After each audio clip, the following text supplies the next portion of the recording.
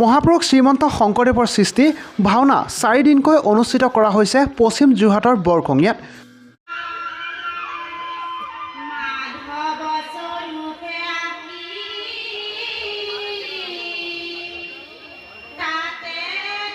উল্লেখ্য যে মঞ্জুলা কলাকেন্দ্ৰৰ উদ্যোগত আৰু যোৰহাটবাসী ৰাইজৰ সহযোগত শিক্ষাবিদ ৰূপকাৰ সুন্দৰ বৰা সোঁৱৰণী সম্বন্ধৰ ক্ষেত্ৰত অনুষ্ঠিত কৰা হৈছে অসম অংকীয়া ভাওনা সমাৰোহ।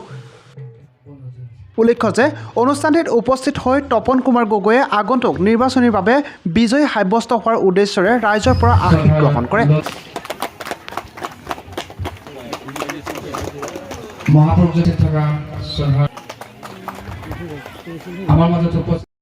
খঙিয়া অঞ্চল নতুনকৈ যোৰহাট লোকসভা সমষ্টি অন্তৰ্ভুক্ত হৈছে। দেৰগাঁও সমষ্টিত আছিল, এতিয়া আমাৰ তিয়ক সমষ্টিলৈ আহিল আৰু যোৰহাট লোকসভা অন্তৰ্ভুক্ত হৈছে। আজি ইয়াতে মঞ্জুলা কলাকেন্দ্ৰৰ উদ্যোগত আৰু যোৰহাটবাসী ৰাইজৰ সহযোগত সদৌ অসম একাংকিকা ভাওনা সমাৰোহ অনুষ্ঠিত হৈছে। আৰু এই ভাওনা সমাৰোহলৈ মোক আমন্ত্ৰণ জনাইছিল। মই ভাওনা সমাৰোহত আহি দেখা দিলোঁ। ৰাইজে মোক ইমান বিপুল আদৰণি জনাইছে, আশীৰ্বাদ কৰিছে। মই সোনকালে সুস্থ হৈ মই আকৌ সুশৰীৰে ৰাইজৰ ওচৰলৈ আহিবৰ কাৰণে সক্ষম হ'ম।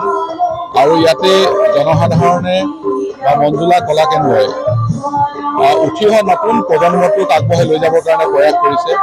গুৰুজনাৰ সৃষ্টিক এতিয়াৰ পৰাই প্ৰচাৰ প্ৰসাৰ কৰিবৰ কাৰণে আৰু আমাৰ সৰু সৰু ল'ৰা ছোৱালীবিলাকক অভিনয়ৰ যোগেদি আগবঢ়াই লৈ যাবৰ কাৰণে প্ৰয়াস কৰিছে। এটা বৰ সুন্দৰ পদক্ষেপ।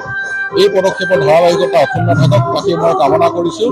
আৰু ভৱিষ্যতৰ দিনত আমি একেলগে কাম কাজবিলাক কৰিম, তেখেতসকলক দেখিলেও আজি অৱগত কৰিছোঁ। ইমূৰৰ পৰা সিমূৰলৈ প্ৰায় 12খন জিলাৰ 15টা দলে অংশগ্ৰহণ কৰিছে। শংকৰদেৱৰ আটাইকেইখন নাটৰ লগতে মাধৱ পুৰুষৰ 4খন ঝুমুৰা প্ৰদৰ্শন হ'ব। আৰু আমি আশাবাদী যে ঘাই শিপাডাল আমি চিনি পোৱাত ক'ৰবাত আমি আচলতে যি চেষ্টা কৰিছোঁ, সেই ঘাই শিপাডাল মজবুত হ'লে আমাৰ ভাওনাৰ সংস্কৃতি বহুত আগবাঢ়ি যাব। আৰু দৰ্শকৰ বিপুল সঁহাৰি আছে, ৰাইজৰ সঁহাৰি আছে, ৰাইজৰ উৎসাহ উদ্দীপনাতে আচলতে আমি ইমান দূৰ আগবাঢ়ি যাব পাৰিছোঁ। কেইদিনীয়া কাৰ্যসূচীৰে আমাৰ 4 দিনীয়া কাৰ্যসূচী আছে, 22, 23, 24, 25। আৰু অতি ভাল খবৰ যে যি চিন্তা চৰ্চা কৰি আমি আচলতে এই কাৰ্যত আগবাঢ়ি গৈছোঁ, আজি এই পৰ্যন্ত আমি তাত আশাপ্ৰদভাৱে সফলতা লাভ কৰিব পাৰিছোঁ। কেইখন নাটক আপোনালোকৰ আমাৰ 15খন নাটক প্ৰদৰ্শন হ'ব ইয়াত।